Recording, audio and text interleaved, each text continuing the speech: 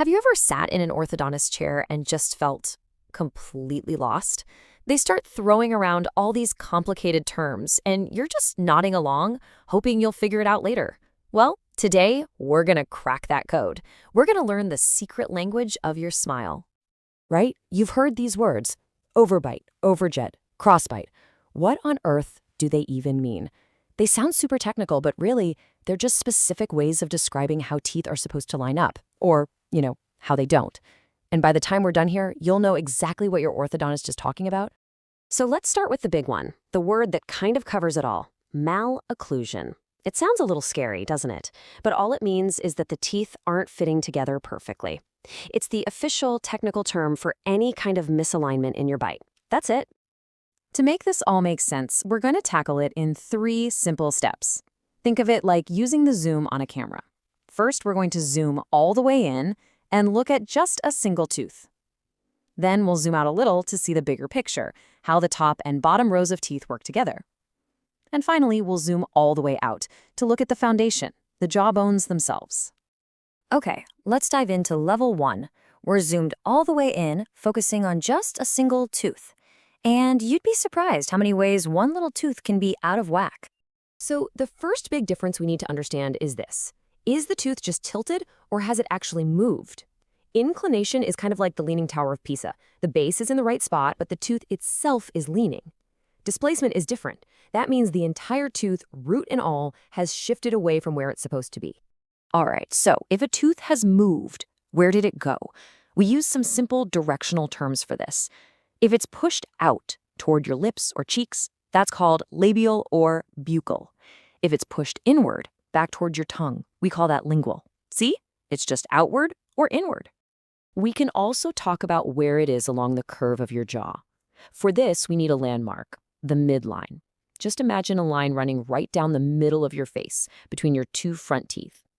If a tooth is drifted toward that line, it's medial.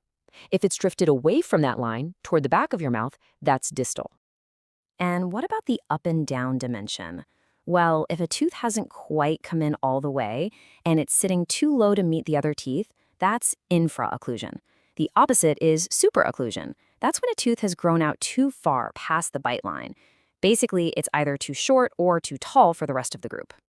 And just to wrap up level 1, there are 2 other funky things that can happen.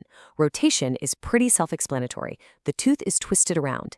And then there's transposition, which is a real mix-up.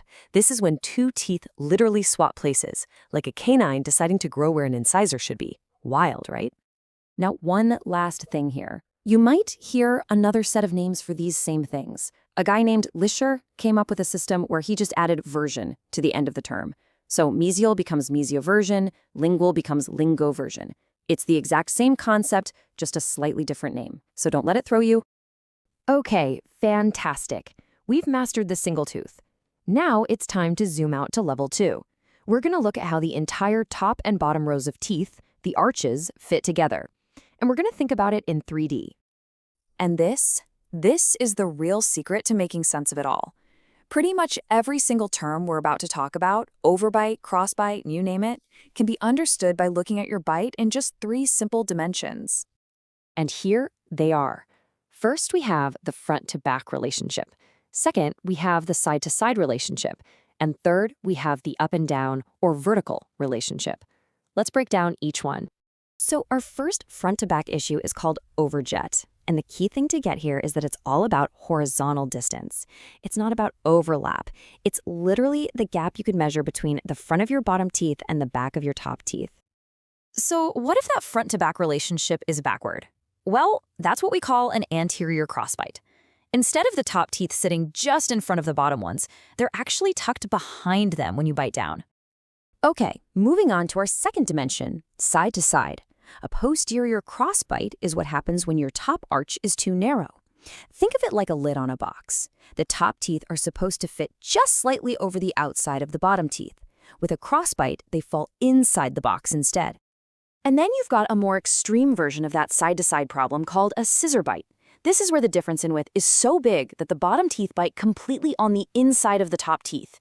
They don't even meet properly. They just kind of slide past each other like scissors. Which brings us to our last dimension, up and down. And this is where we find the one everyone's heard of, overbite. Now, remember how overjet was about horizontal distance. Overbite is all about vertical overlap. It's simply how much your top front teeth cover your bottom front teeth when you bite down. And in this vertical dimension, you really have two opposite problems. An open bite is when there's no overlap at all. In fact, there's a gap between the top and bottom teeth even when you're biting all the way down. A deep bite is the exact opposite. There's way too much overlap. All right, we've done it. We've covered individual teeth. We've covered how the arches relate. Now it's time for our final zoom out. Level 3, the actual foundation that everything is built on. Because, you see, sometimes the teeth aren't the problem at all. The real issue is with the jawbones themselves. It's what we call a skeletal issue. Think about it.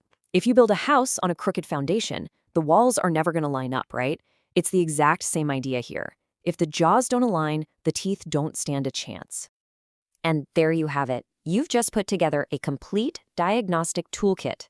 You now have the words, and more importantly, the framework to understand what's going on, from the tiniest detail of a single tooth to the biggest picture of the skeleton. If you forget everything else we talked about, just remember this one simple phrase. It's the key. Think teeth. Think arches. Think dimensions. No matter what the issue is, you can break it down using that simple process. Start small, zoom out, and analyze it in 3D. So now you really do have the toolkit to understand the what of malocclusion. You can identify the problem, which, of course, leads to the next big question, doesn't it? What about the why?